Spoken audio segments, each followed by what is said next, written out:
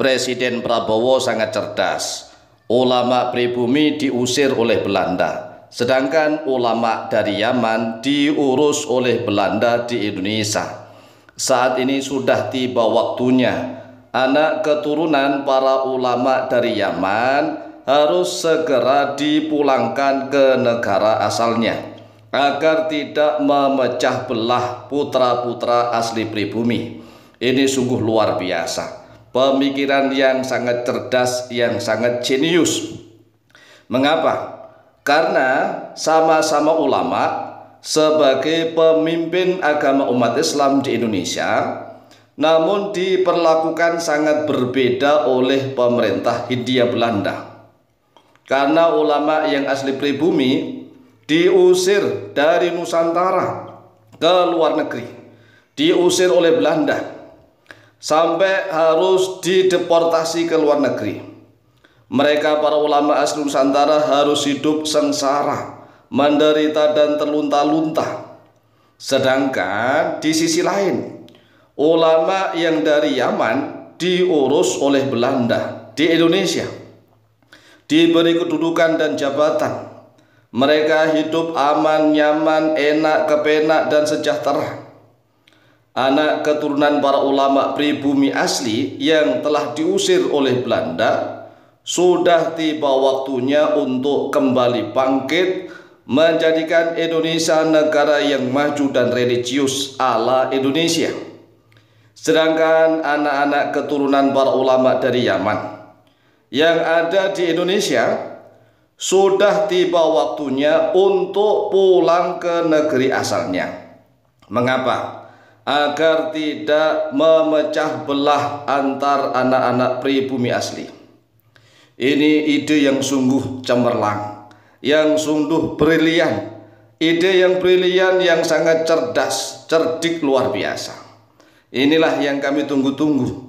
Sebagai seorang Presiden Republik Indonesia harus tahu tentang asal-usul bangsa kita ini.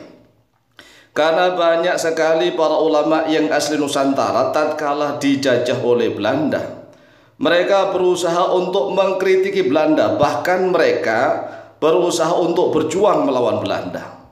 Kemudian oleh Belanda mereka diusir, dideportasi sampai ke luar negeri.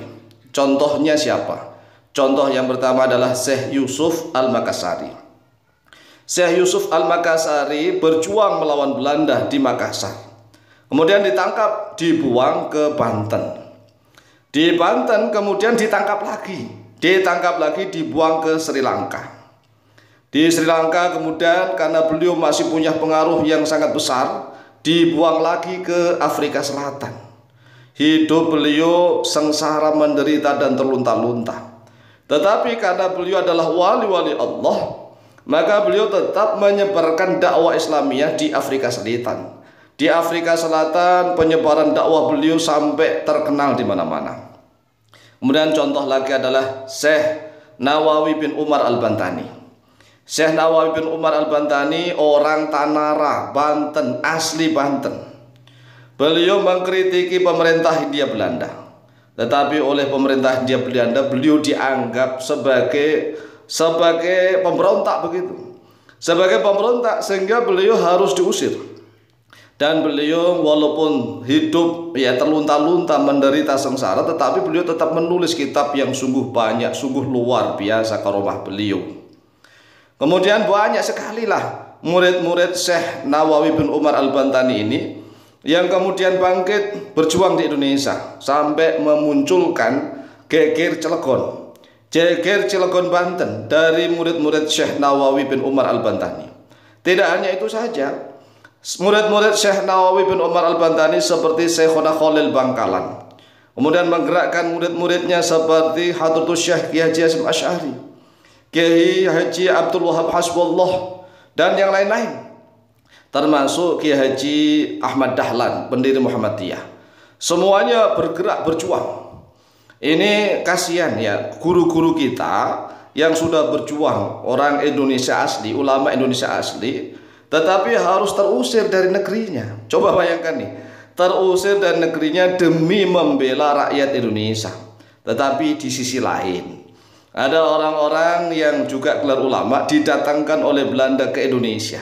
Daripada ulama-ulama asli pribumi bikin rese pemberontakan di mana-mana, nggak tenang pemerintahan Hindia Belanda, sehingga Belanda pintar ngambilin ulama-ulama dari Yaman.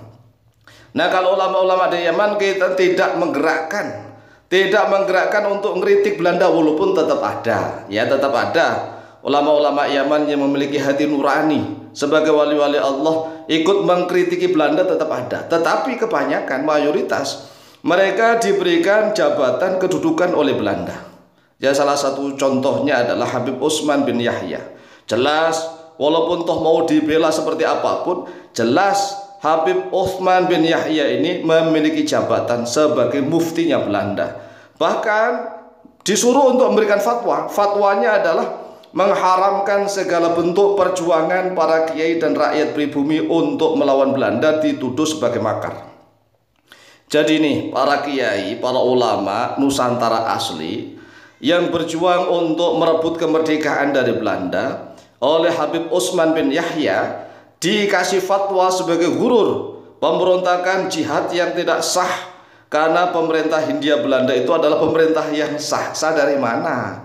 Wong orang Eropa ke Indonesia kok menjajah, jelas-jelas menjajah, merebut kesultanan-kesultanan kecil-kecil direbut, kemudian menjajah. Nah, menurut Habib Utsman bin Yahya, pemberontakan gitu ya, itu pemberontakan, padahal itu adalah perjuangan para ulama, para santri dan kiai asli Nusantara untuk melawan Belanda. Tetapi dipukul mentah-mentah oleh fatwanya Habib Utsman bin Yahya. Jelas sekali dalam kitabnya itu. Nah, ini kalau mau dibela ya silahkan, namanya membela. Tetapi bukti Habib Utsman bin Yahya kan mendoakan Ratu Belanda. Bukan hanya mendoakan, memuja-muja Ratu Belanda, jelas. Ada lagi Habib yang dulunya mantan komandan rakyat Aceh. Mantan komandan rakyat Aceh melawan Belanda, namanya Habib Abdurrahman Az-Zahir. Habib Abdurrahman Az-Zahir juga kontroversi. Tatkala beliau menjadi salah satu pimpinan komandan rakyat Aceh melawan Belanda, tetapi beliau nggak kuat, akhirnya menyerah karena ya menurut informasi ada disuap yang besar. Kemudian beliau diiming-imingi untuk pindah dari Aceh ke Mekah Al-Mukarramah, sampai wafat di sana akan diberikan gaji dana pensiunan setiap bulan. Siapa yang nggak mau? Akhirnya kan mau. Walaupun toh ini juga dibela mati-matian oleh para habaib, tapi kenyataannya begitu. Kenyataannya Habib Abdurrahman Az-Zahir itu awalnya menjadi pimpinan komandan perang rakyat Aceh, tetapi menyerah karena diberi uang dan diberi gaji pensiunan sampai wafat. Akhirnya beliau wafat di Mekah Al-Mukarramah. Demikian, semoga manfaat dan barokah. Lebih dan kurangnya maaf. Wallahu ta'ala a'lamu bishawab.